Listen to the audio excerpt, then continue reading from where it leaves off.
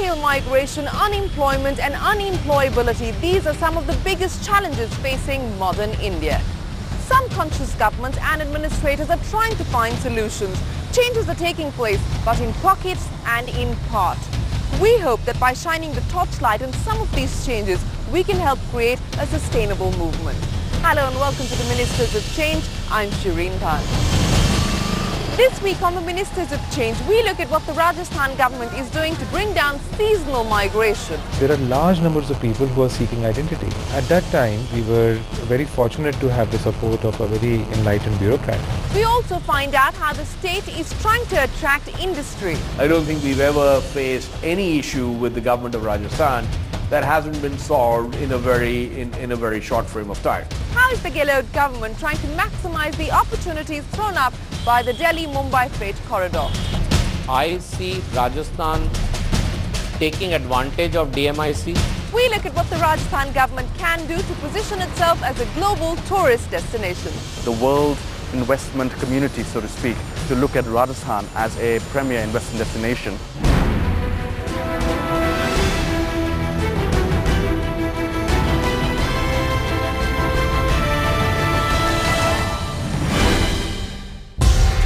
Ishaq from Lakhanpur, Mohanlal from Savai Madhopur, Bansi Singh of Gogunda and Mangi Lal of Dholi Ghati in Udaipur district all have very similar stories to tell. Stories of lack of opportunities and stories of leaving home.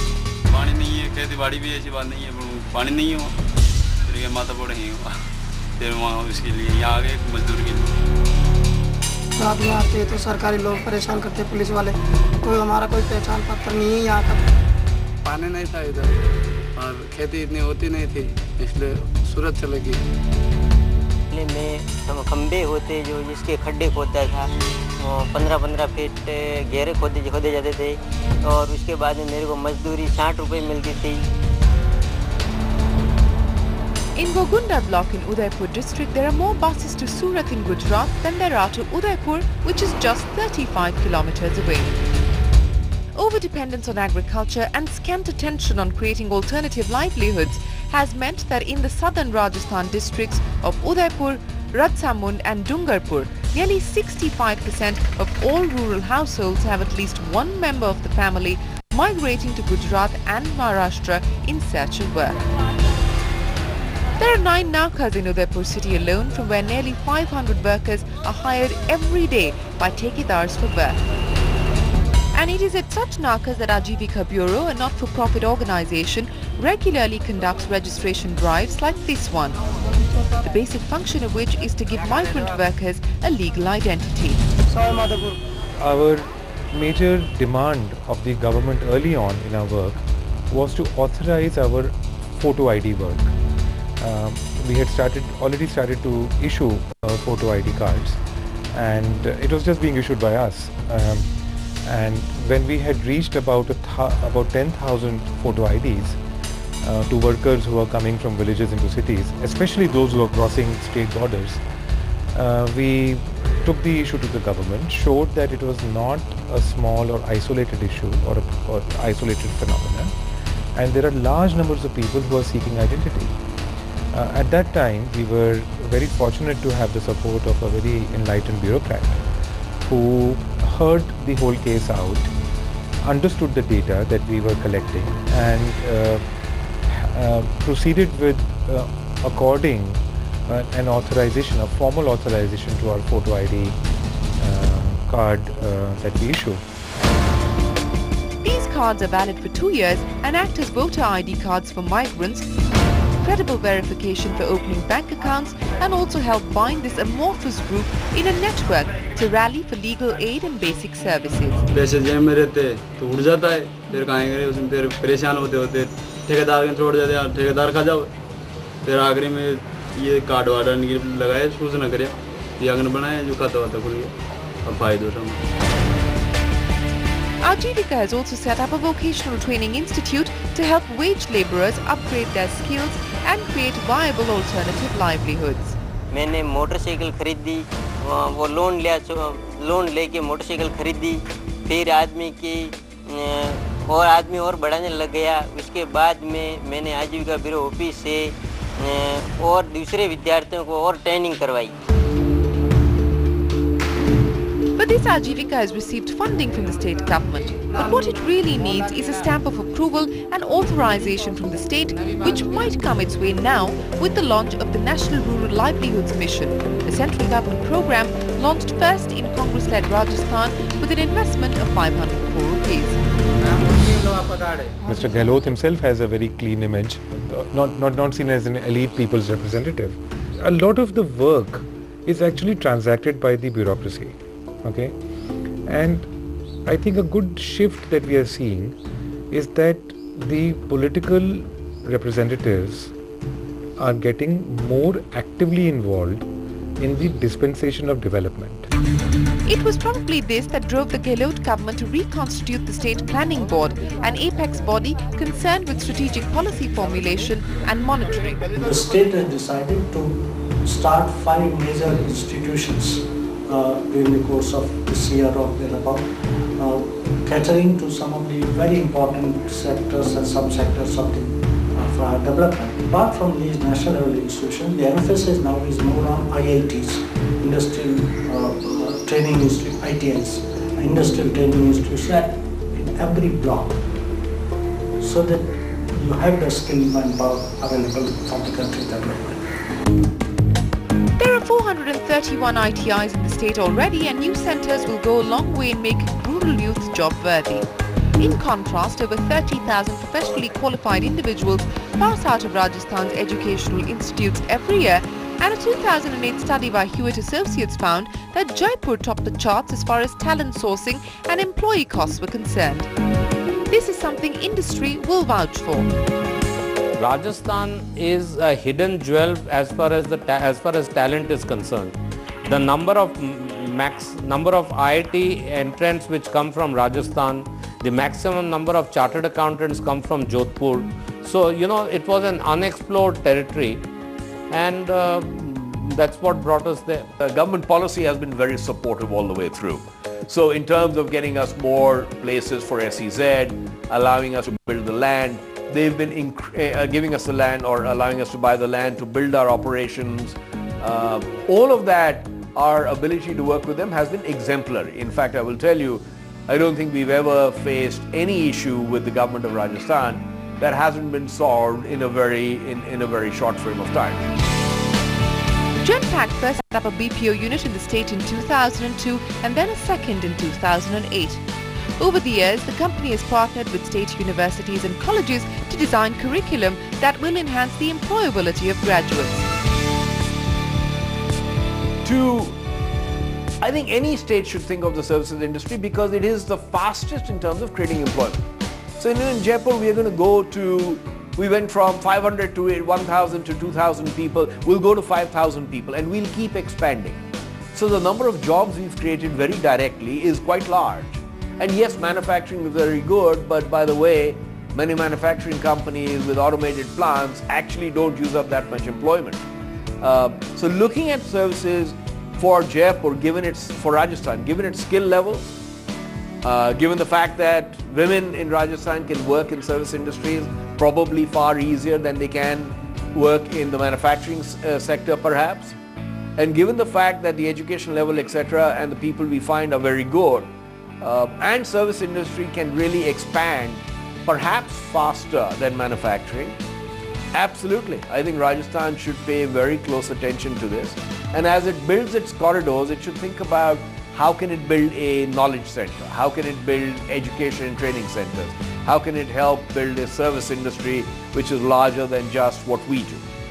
Because I think the potential for that is enormous, not just in Rajasthan but in the world. According to a World Bank report, Jaipur comes in third in a poll of 17 Indian cities in terms of the time taken to start a business. In fact, it emerges 7th on the list in terms of overall ease of doing business. All of this coupled with Jaipur's proximity to the national capital region and Gujarat's ports make it an ideal destination for big-ticket investments like the Mahindra World City, which has been set up over 3,000 acres. State has got all the ingredients and it's got a good leadership at the moment. I see Rajasthan taking advantage of DMIC. I see Rajasthan taking advantage of education. Now also if you take as a look, energy, I think the maximum number of alternate energy plugs, whether it is wind or solar, people are going to Rajasthan. There is gas that has come into Rajasthan. Availability of skilled labor is there, nearness to markets, and once both the DMIC and the freight corridor come, access to markets will become far easier. And a lot more industries that will help create jobs are lining up as work on the dedicated freight corridor linking Mumbai and Delhi takes off. We want growth, but we don't want jobless growth. Capital investments, industrial investment, we're looking at logistics business, we're looking at transportation, looking at outsourcing of the OEMs, how that can all feed into the corridor and the storage facilities and the manufacturing hubs that we're creating all along the corridor. So this, in the next 4 or 5 years, you will see a paradigm shift in the way the areas along this corridor are able to take advantage of this investment. The corridor, 40% of which passes through Rajasthan, also presents the state with an opportunity to catalyze industrial activity and convert its traditional locational disadvantage to an opportunity to stride ahead. The state government plans to set up a dry port and logistics hub, complete with a greenfield airport and knowledge city to make the most of the industrial corridor. They have set up a specific task force in government which is looking at areas for exploitation to the advantage of Rajasthan, and they're looking at industries which are less water intensive in nature, more of the service industry, which can really gain advantage by coming next to the DMIC corridor. And you will see very, very soon more announcements coming from government with respect to the IT sector, the tourism sector. Rajasthan is now sitting on a fantastic opportunity because it's in the middle of Delhi and Bombay. Now with these new freight corridors being built, the new highways being built, Delhi expanding outwards, and Gujarat growing so rapidly. I think it's and the KN oil find, which will soon become Vedanta oil find. Rajasthan has got an opportunity that is its own to miss. And the Gehlot government now wants to improve on that with a new industrial policy, the cornerstone of which will be a single window clearance. For investment up to 10 crore rupees, all clearances will be awarded by a committee at the district level headed by the collector. For investments above 10 crore rupees, clearances will be awarded by an empowered committee headed by the chief secretary. There will also be a tracking system in place to ensure timely award of clearances as well as registrations. The Gehlot government also wants to ensure the same level of speedy decision making for other sectors, be it IT, cement, mining or tourism. Rajasthan is the largest producer of cement in India and the second largest mineral producing state, accounting for 30% of the national production. It's also one of the industry sectors with the highest contribution to the state GDP. Hindustan Zinc, the largest player in the state, having invested up to 12,000 crore rupees over the last 7 to 8 years, today it's the world's largest integrated zinc-led producer. Overall approach then is faster clearances of the files, and that we can say with our projects what we have completed before time all our projects. But like elsewhere in the country, mining in Rajasthan is not without its share of controversy. Studies show the mining mafia in the state is making away with minerals worth 400 crore rupees on an average every month from 15 districts. Compare that to 1,250 crores that the state government earns annually by way of royalties. It was probably an effort to come down on the nexus between politicians and the mafia that in January this year, the Rajasthan cabinet adopted a new mining policy after a gap of 17 years. One of the mainstays of the policy is that it abolishes the minister's discretionary powers for allotment of mining leases. Ironically, it was just days after this policy was put in place that the collector, Mugdha Sinha, who was in office for just 4 months, was transferred out at the behest of a Congress legislator for clamping down on illegal mining. But civil society rose and expressed its displeasure. While the decision has not been reversed, people in the area have expressed their disappointment and dissatisfaction with the decision. Time for us to take a break on the Ministers of Change, but when we return, We find out what Rajasthan can do to maximize its potential as a tourist destination.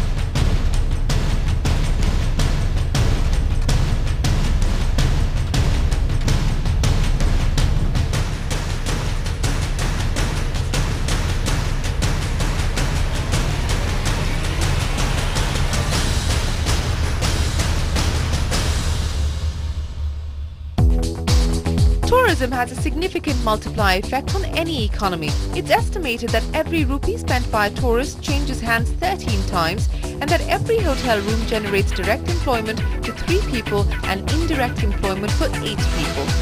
In Rajasthan, tourism is the 3rd largest employer after agriculture and the textile sector and accounts for 15% of the state's economy. While the original credit of promoting Rajasthan as a tourism hotspot goes to BJP's Bhairav Singh Shekhawat, the sector received a fillip in Vasundhara Raje's regime with her focus on cleaning up Jaipur and putting basic infrastructure in place. It was a pleasure during Vasundhara Raje's time because she's a pro-tourism person. But the moment the government changes, it becomes a setback. The amount of time which we waste in getting these papers moved or getting this assistance from the government, it's very time consuming. The same time can be used to promote the hotel or the business and things like that, rather than, and a lot of disappointments, the moment you go approach the government for any kind of help we require. But things might improve for the tourism sector in the state with the passage of the Tourism and Trade Act 2010. In January 2012, there will be the Indian Overseas event, which will be hosted in Jaipur. It's been happening in Delhi for the last few years, but now with Rajasthan's emerging place as investment destination, it's being hosted actually in Rajasthan. The government is in talks right now with the World Investment Conference, which happens every year in La Baule in France, and that potentially will be hosted in February of next year if things go to plan too. So you're seeing a great focus right now for the world investment community, so to speak, to look at Rajasthan as a premier investment destination. There's an emphasis now on improving those roads also on priority, which take you to a destination.